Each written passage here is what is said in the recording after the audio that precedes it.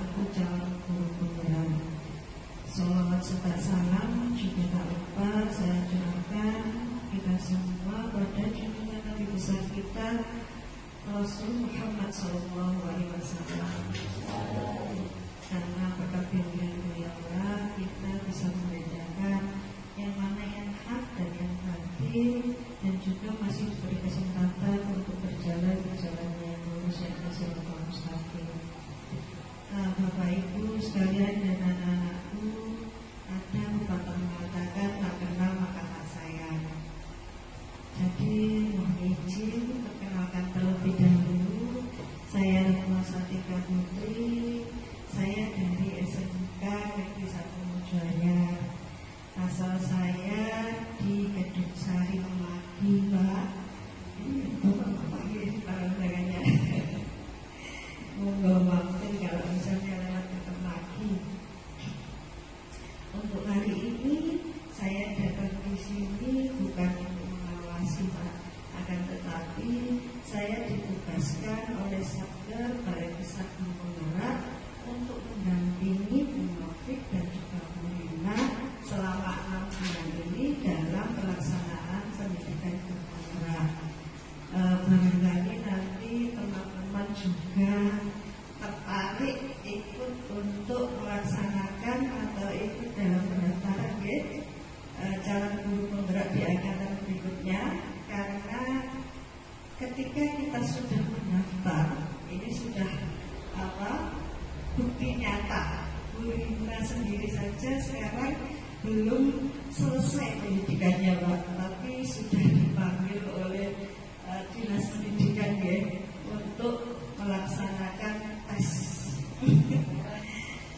Pelaksanaan tes apa ini namanya kepala sekolah. Insya Allah nantinya bisa ikut Ibu ngatur.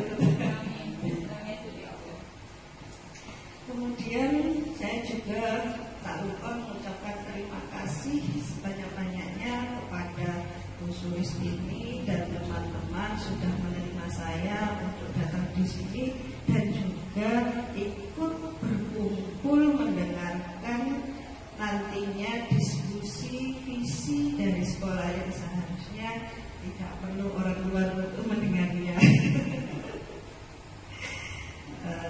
Adapun susunan acara yang nantinya akan kita laksanakan dalam diskusi ini, yakni yang pertama adanya sambutan dari Bu Sulistini selaku kepala sekolah. Kemudian ada 3 poin yang harus disampaikan oleh Bu Novik dan Bu Rina, yakni mengenai perumusan kalimat penumpang dan melihat visi sekolah, lalu mengidentifikasi perilaku yang mencerminkan visi, dan yang terakhir mendiskusikan inisiatif perubahan yang bisa dilakukan di sekolah. Ibu ya. Kemudian setelah Bu Novik dan Bu Rina menyampaikan, bisa nanti dibuka juga sekalian dipimpin oleh Bu Rina dan Bu Novik, dibuka pertanyaan maksimal 3 pertanyaan untuk masalah visi dan prakarsa perubahan. Dan yang terakhir nanti bisa diwakilkan barangkali bapak-bapaknya untuk menutup doa. Langsung saja untuk acara yang pertama, sambutan oleh kepala sekolah, dalam hal ini Bu Sulistini. Monggo dipersilakan, Bu. Assalamualaikum warahmatullahi wabarakatuh.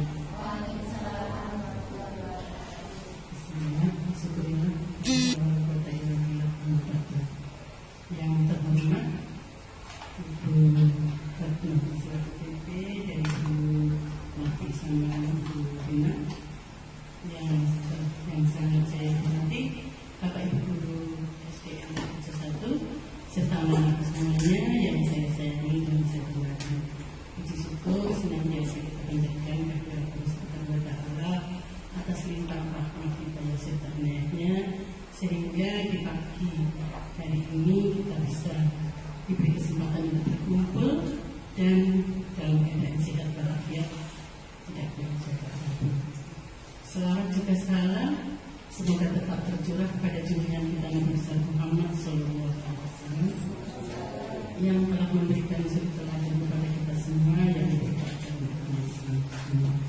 Karena itu yang saya hormati, sebelumnya saya minta maaf apabila ada tempat maupun yang kurang dipersiapkan benar-benar oleh Bapak Ibu Guru, mohon maaf yang sebesar-besarnya. Sekaligus saya ucapkan selamat datang untuk Bu Retno. Semoga setelah dari SD Jatirejo 1 ini berkenan di SD ini kerasan tidak kapok gitu ya, tidak kapok untuk datang ke SD Jatirejo 1. Mohon maaf sekali lagi apabila kami dalam persiapan kurang, mohon dimaafkan. Dan terima kasih atas bimbingan yang sudah diberikan kepada anak-anak kami, khususnya kepada Bu Novi sama Bu Rina. Semoga ilmunya bermanfaat khususnya untuk anak-anak ke depan. Hanya itu yang bisa saya sampaikan. Saya akhiri dengan suratul mustaqim. Wassalamualaikum warahmatullahi wabarakatuh.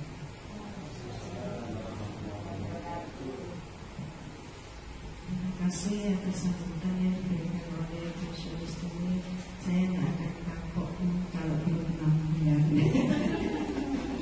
Karena memang tugasnya 6 bulan mereka. Kita langsung lanjut akan Bapak Bapak biar tidak lama untuk sesi merumuskan kalimat rumpang sampai pada mendiskusikan inisiatif perubahan yang bisa dilakukan di sekolah. Dalam hal ini juga subjeknya adalah Bu Novik dan Bu Rina. Monggo untuk yang pertama Bu Novik dipersilakan Bu.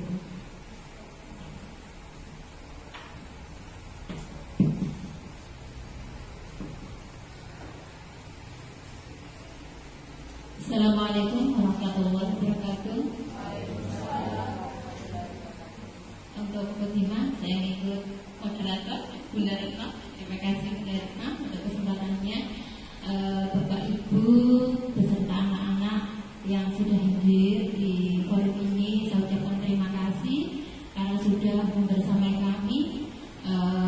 Guru penggerak ini kegiatan guru penggerak sangat luar biasa ya Bu Rina ya. Kita ini sudah menjalankan kegiatan guru penggerak sudah 3 bulan, 3 bulan, 3 bulan. Nah, 3 bulan setengah. Oh masih 2 bulan setengah, tapi rasanya sudah kayak babak belur rasanya. Betul, rasanya sudah kayak babak belur betul. Karena kita sudah bertubi-tubi sekali tugas. Terus saya ucapkan terima kasih untuk bapak-bapak di sini terutama ya karena sudah memberikan umpan balik kepada kami yang itu nanti tentunya akan sangat mendukung atas apa yang kita lakukan di pengembangan khususnya untuk pengembangan ya di SDN Jatirejo 1 ini. Langsung saja seperti yang sudah disampaikan oleh Bu Retno, nanti saya akan memaparkan ya kita akan mendiskusikan mengenai visi SDN Jatirejo 1. Oke.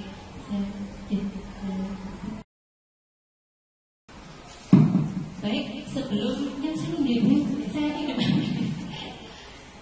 sebelum saya mulai, sebelumnya ini kok kelihatannya yang anak-anak ini kok wajahnya agak kurang bersemangat dan bapak-bapaknya juga gitu ya.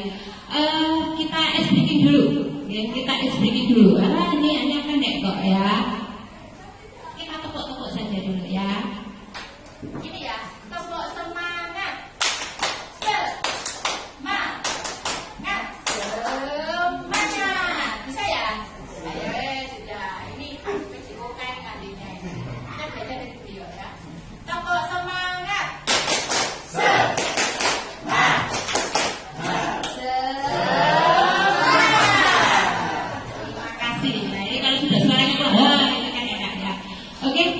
Baik anak-anak dan ibu bapak guru di sini. Di sini saya akan menyampaikan visi sekolah dan prakarsa perubahan. Okay? Baik, sebelum saya lanjutkan lebih dalam lagi, ini saya ingin membacakan puisi. Okay? Membacakan puisi. Ini adalah sebuah puisi yang berjudul Aku Melihat Indonesia. Ini adalah karya dari Bapak Insinyur Soekarno. Siapa Bapak Insinyur Soekarno? Presiden pertama Indonesia. Nah ini kita coba kita pahami, kita baca bersama-sama. Ini nanti dari puisi ini nanti kita maknai apa sih isi dari puisi ini. Nah di sini aku melihat Indonesia. Jika aku berdiri di pantai Ngeliat, aku mendengar lautan Indonesia bergelora. Membanting di pantai Ngeliat itu, aku mendengar lagu saja Indonesia. Jika aku melihat sawah menguning, menghijau, aku tidak melihat lagi batang padi menguning, menghijau. Aku melihat Indonesia.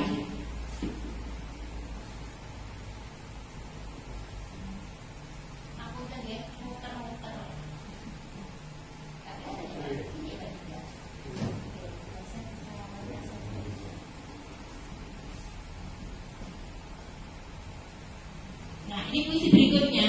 Jika aku melihat gunung-gunung, Gunung Merapi, Gunung Semeru, Gunung Merbabu, Gunung Tangkuban Perahu, Gunung Lebet, dan gunung-gunung yang lain, aku melihat Indonesia. Jikalau aku mendengar Pangkur Palaran, bukan lagi Pangkur Palaran yang kudengarkan, aku mendengar Indonesia. Jika aku menghirup udara ini, aku tidak lagi menghirup udara, aku menghirup Indonesia. Nah, jika aku melihat wajah anak-anak di desa dengan mata yang bersinar-sinar, berteriak, merdeka, merdeka Pak, merdeka, aku bukan lagi melihat mata manusia, aku melihat Indonesia. Nah, dari puisi ini, itu maknanya apa ya? Nah, coba. Ini ada beberapa pertanyaan di sini yang tadi berkaitan dengan puisi yang dihasilkan oleh Bapak Insinyur Soekarno. Yang pertama, apa makna yang terkandung dalam puisi Aku Melihat Indonesia? Dari Bapak Ibu guru, mungkin ada bisa memberikan jawaban?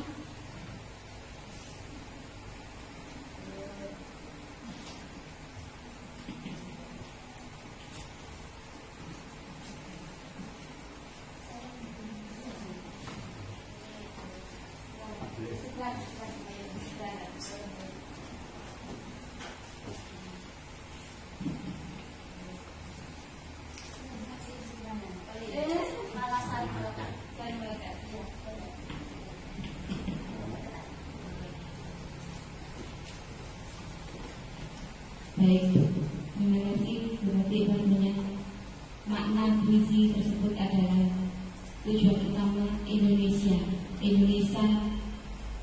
Indonesia itu kaya, bahkan sawah, hasil tanaman, dan kekayaan alam yang berupa pemandangan yang indah. Semua itu adalah Indonesia. Bapak Insinyur Soekarno ini menghendaki berkeinginan bahwa Indonesia ini mendarah daging, menyeluruh milik kita semua. Itu yang bisa saya tangkap. Terima kasih. Terima kasih Bu Rina. Tepuk tangan untuk Bu Rina. Dari Bapak Ibu guru yang lain, ada yang bisa memberikan masukan? Sudah cukup? Baik, terima kasih Bu Rina. Tadi yang saya tangkap dari apa yang disampaikan Bu Rina yaitu apa makna yang terkandung dalam puisi Aku Melihat Indonesia. Pada kalimatnya itu dibuaya ya Mas, tapi di situ hanya Indonesia saja dilihat. Ini bisa kita ambil kesimpulan begini, maknanya begini. Kalau kita sudah mencintai seseorang, saya contohkan seseorang saja. Kalau kita sudah cinta seseorang, aku bakal sebenarnya itu sih. Kalau saya cinta sama A, saya tidak akan lihat si B, C, D. Begitu ya? Itu anak-anak ini biasanya paham begitu ya. Ya belum waktunya. Nah, jadi di sini itu maknanya adalah cinta. Kalau kita mencintai sesuatu, itu tidak akan melirik yang lain. Seperti apa yang disampaikan oleh Bapak Insinyur Soekarno ini, beliau ini sangat mencintai Indonesia. Jadi apapun unsur dari Indonesia, yang dilihat hanyalah Indonesia. Seperti itu. Terus untuk yang kedua, ini ya, apa itu visi? Mungkin ada yang tahu, Bapak Ibu, visi itu apa sih? Kita sering dengar loh, apa visimu? Wah, itu kayak apa? Calon-calon DPR kan biasanya begitu. Visi saya, ini. Nah, ini mungkin dari Pak Sony mungkin bisa memberikan masukan apa itu visi, Pak? Visi kalau dalam yang kita dengar itu ada tujuan. Nah, tujuan, tapi saya melihat di sini itu sebuah harapan bahwa Indonesia itu kaya. Indonesia itu kaya tidak dilihat dari alam, tidak dilihat dari manusia, tapi Presiden Soekarno ini melihat semua itu adalah milik Indonesia. Betul. Terima kasih Pak Sony. Beraplaus ya Pak Sony. Betul sekali apa yang disampaikan Pak Sony tadi ya. Jadi visi itu adalah sebuah tujuan atau harapan. Jadi kalau kita punya harapan begitu, walaupun itu kayaknya nggak masuk akal, tapi setidaknya kita punya harapan. Insya Allah kan kita ada niat untuk menggapai harapan tersebut. Nah itu adalah visi. Betul sekali Pak Sony. Nih, baik, selanjutnya kita lanjutkan. Apa kaitan puisi tersebut dengan visi? Nah itu tadi sudah disampaikan Pak Sony juga cukup lengkap ya. Jadi di sini itu tidak hanya sekedar puisi, tapi di sini adalah ada sebuah harapan dari Bapak Insinyur Soekarno untuk mempersatukan Indonesia dengan kekayaannya. Seperti itu. Baik, sekarang saya lanjutkan ke slide berikutnya. Nah, ada yang tahu ini gambarnya siapa? Gambar siapa anak-anak? Wah, pinter.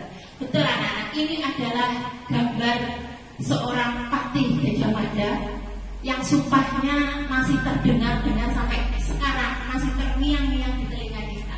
Ini adalah seorang pahlawan ya Indonesia. Ini adalah patih Gajah Mada. Ini patih Gajah Mada ini adalah seorang bawahan, bukan raja. Ini adalah seorang bawahan. Dan seorang bawahan ini mempunyai harapan, ya, mempunyai visi. Istilahnya harapan tadi visi ya, mempunyai harapan. Harapannya di sini atau sumpah ya. Di sini sumpahnya adalah Amuti Palapa. Saya garis bawahi di sini. Patih Gajah Mada itu bukan raja.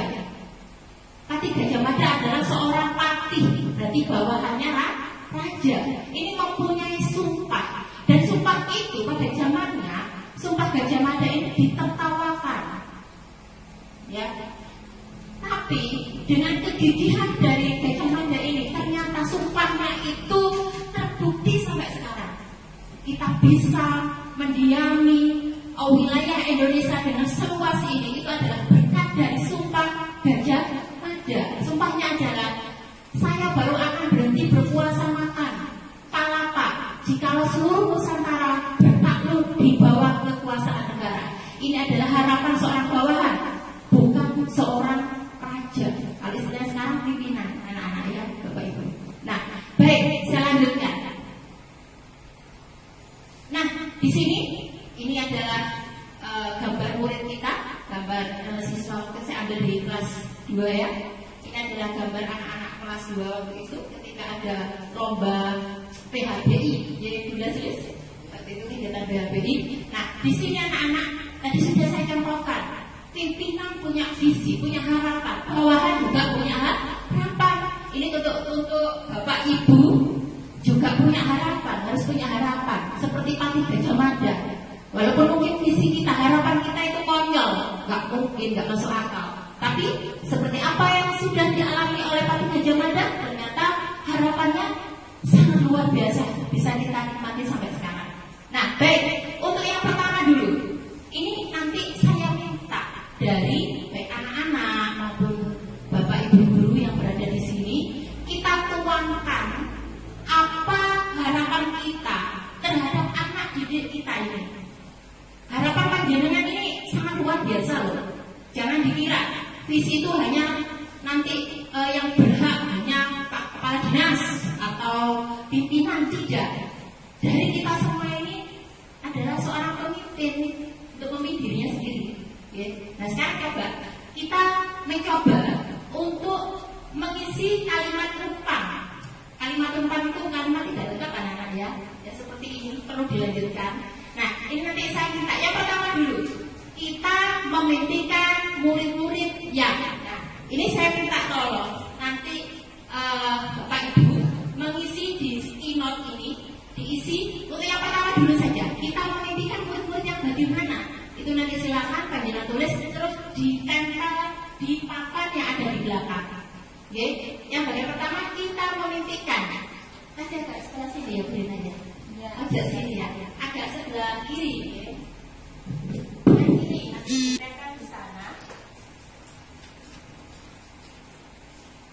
Jadi satu menjadi anak-anak yang benar-benar berpotensi. Potensi ini kita gali, kita tebarkan menurut lakunya sehingga mencapai kebahagiaan yang setinggi-tingginya sesuai dengan filosofi Ki Hajar Dewantara. Memang jumlah siswa yang menurut itu kita jadikan kekuatan kita untuk berubah. Caranya bagaimana? Kita bisa memberikan maksimal pelayanan pembelajaran. Di sini kita bisa memberikan perhatian yang lebih.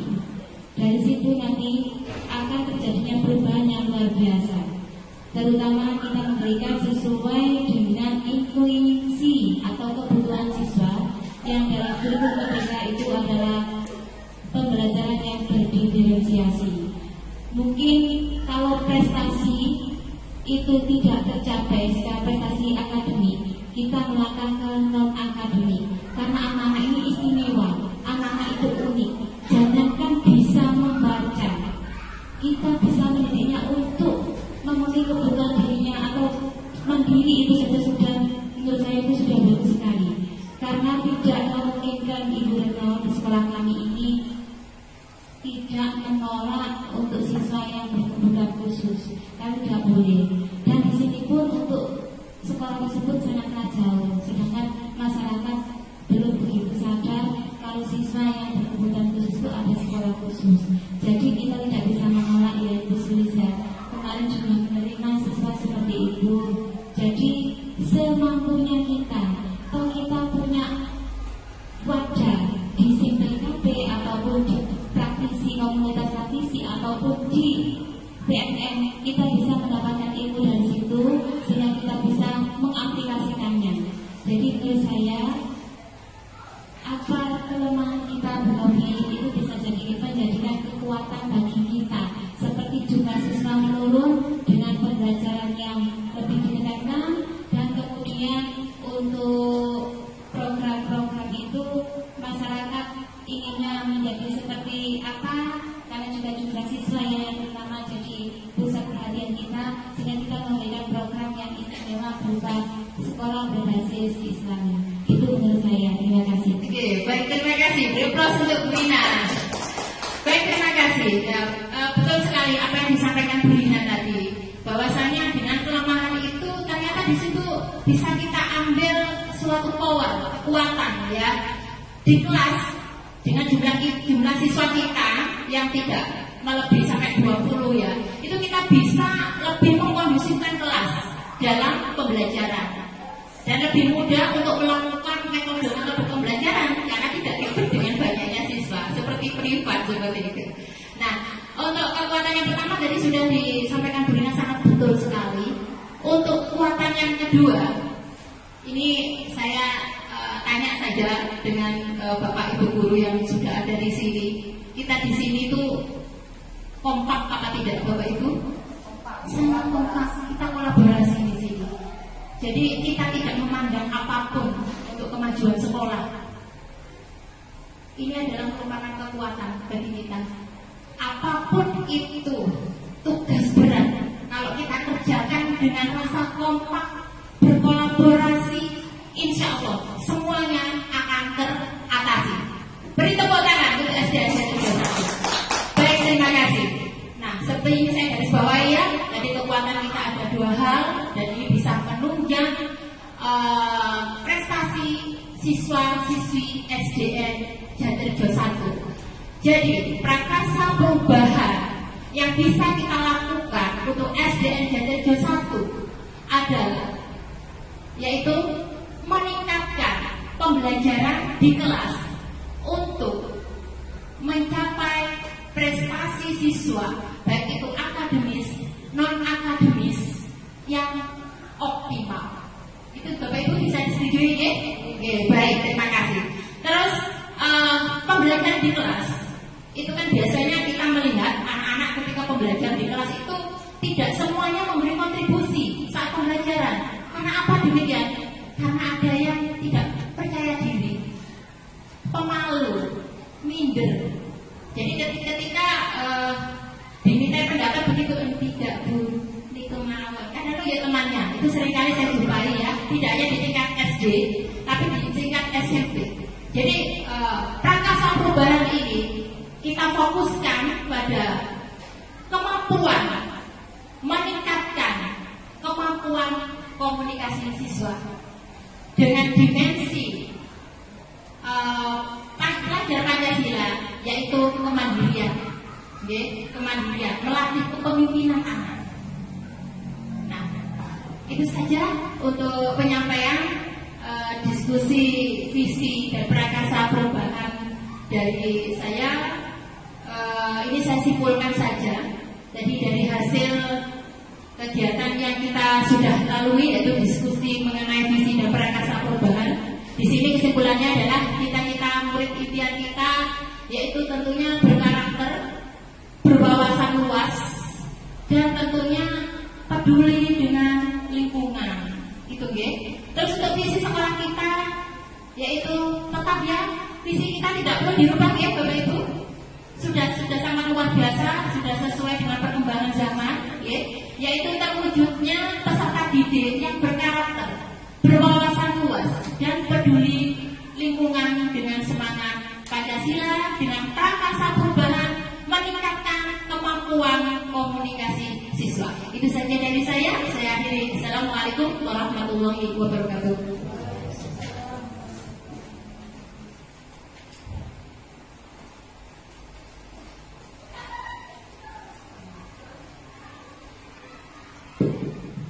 Terima kasih atas penyampaian dari Bu Novik yang sangat luar biasa. Aplaus kembali untuk Bu Novik. Selain Bapak Ibu, tadi penyampaian visi dari Bu Novik selaku calon guru penggerak.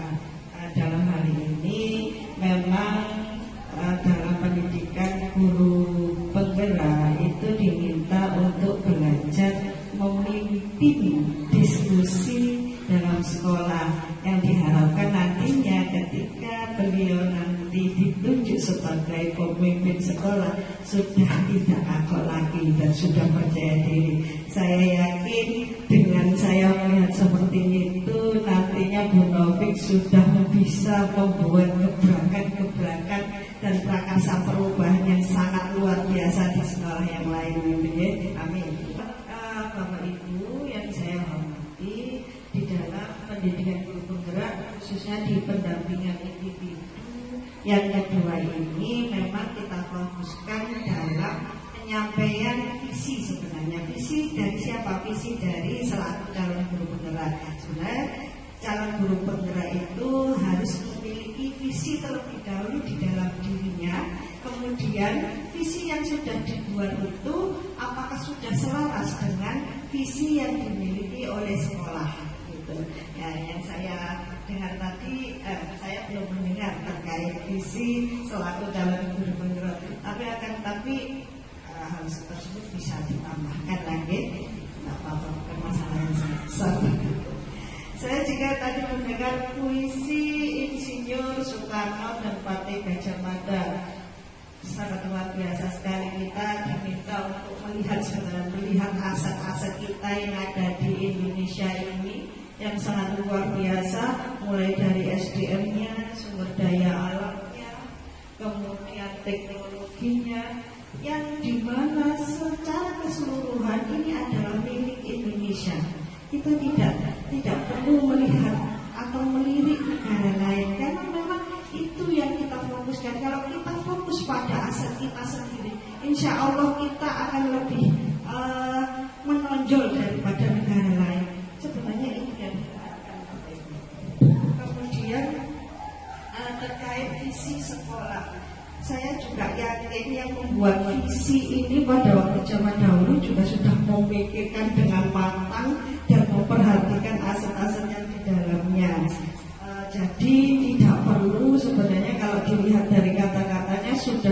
sesuai, apalagi dengan pendidikan guru penggerak yang notabene kita memperhatikan filosofi dari Ki Hajar Dewantara, di mana Ki Hajar Dewantara itu poin pentingnya adalah penanaman karakter. Jadi sudah ada karakter, kemudian persemaian benih-benih budaya. Nah, itu juga kita sudah laksanakan sebenarnya.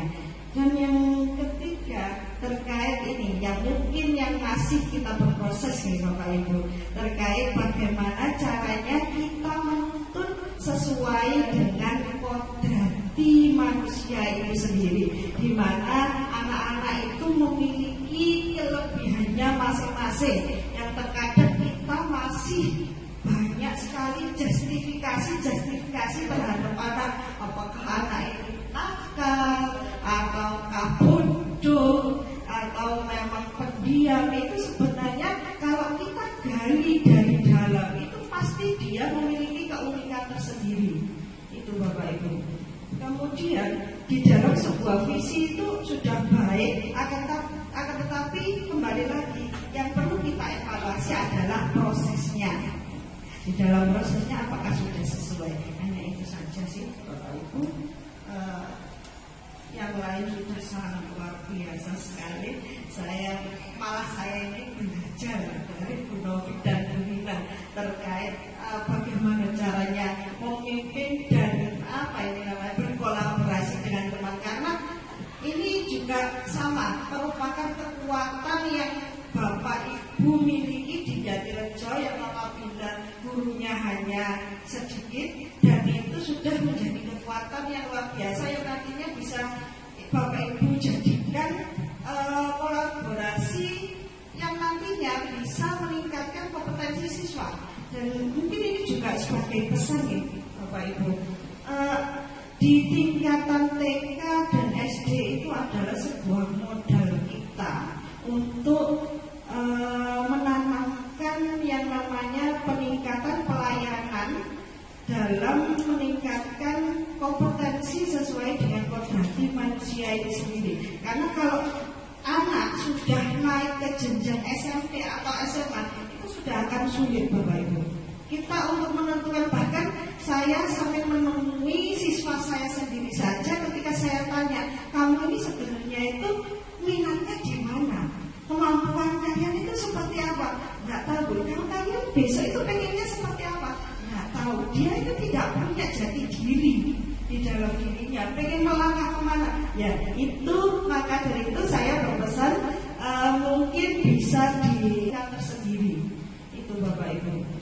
Kemudian di dalam sebuah visi itu sudah baik, akan tetapi kembali lagi yang perlu kita evaluasi adalah prosesnya. Di dalam prosesnya apakah sudah sesuai? Hanya itu saja sih Bapak Ibu. Yang lain sudah sangat luar biasa sekali. Saya ini belajar dari Bu Novik dan Bu Nina terkait bagaimana caranya memimpin dan berkolaborasi dengan teman, karena ini juga sama merupakan kekuatan yang Bapak Ibu miliki di Jatirejo, yang apabila gurunya hanya sedikit, dan itu sudah menjadi kekuatan yang luar biasa yang nantinya bisa Bapak Ibu jadikan kolaborasi yang nantinya bisa meningkatkan kompetensi siswa.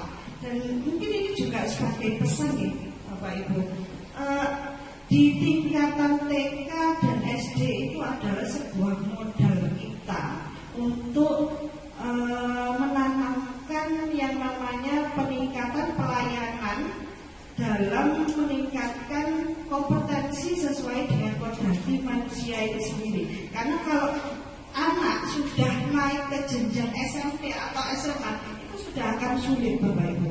Kita untuk menentukan, bahkan saya sampai menemui siswa saya sendiri saja ketika saya tanya, kamu ini sebenarnya itu minatnya di mana? Kemampuan kalian itu seperti apa? Nggak tahu. Kalau kalian besok itu pengennya seperti apa? Nggak tahu. Dia itu tidak punya jati diri di dalam dirinya. Pengen melangkah kemana? Ya itu, maka dari itu saya berpesan mungkin bisa tekankan lebih dioptimalkan lagi di dalam pembelajaran di SD, karena notabene juga sedikit muridnya sedikit, insya Allah untuk pelayanan lebih optimal.